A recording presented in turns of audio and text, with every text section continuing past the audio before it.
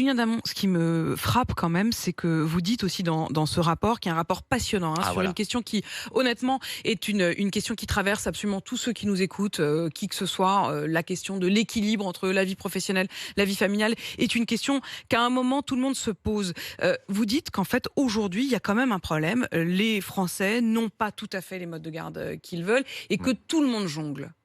Alors, d'abord, on a un système qui est pas si mauvais que cela, c'est la première chose à dire, et qui, deuxième chose, s'est amélioré sur les récentes années. Maintenant, il demeure des trous dans la raquette, et je trouve que la bonne expression, c'est ça, les gens jonglent. Les gens considèrent, à juste titre, et vivent un parcours du combattant lorsqu'il s'agit de trouver le mode de garde qui leur convient, une crèche, une assistante maternelle, ou ce congé parental que l'on évoque. Donc, il y a des progrès à faire en la matière. C'est pas un sujet très sexy du côté des politiques publiques, hélas, parce que c'est les 0-3 ans, c'est les couches, ça dure moins longtemps que le sujet de la dépendance des personnes âgées qui peut durer, lui, une dizaine, 2 dizaines d'années après la prise de la retraite.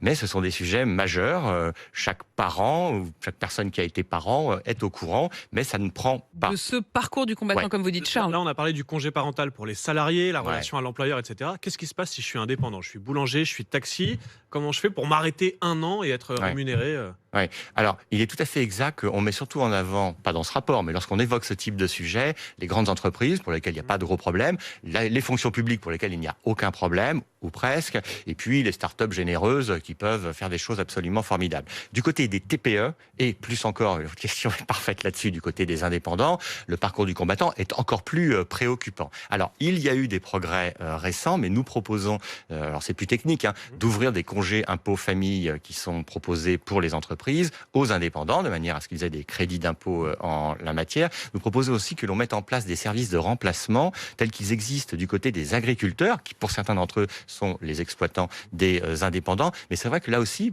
c'est l'expression qui me vient à l'esprit, on n'a pas la baguette magique pour les indépendants qui globalement sont les plus mal lotis de notre système de protection sociale. Je dirais tout de même, pour pondérer cela, qu'ils l'ont bien cherché depuis l'origine de notre sécurité sociale, puisque précisément, ils n'ont pas voulu se salarier. C'est simplement pour pondérer, mais je remets en avant le fait que, oui, il y a des efforts consistants à faire d'abord pour les TPE et pour les indépendants. Benjamin, tout à l'heure, au 32-16, nous disait qu'il fallait renverser la table et ne pas forcément rester sur ce qui avait été décidé en 1945. Voilà encore un élément qui le prouve. Merci beaucoup, Julien Damon, d'être venu exprimer votre parti pris.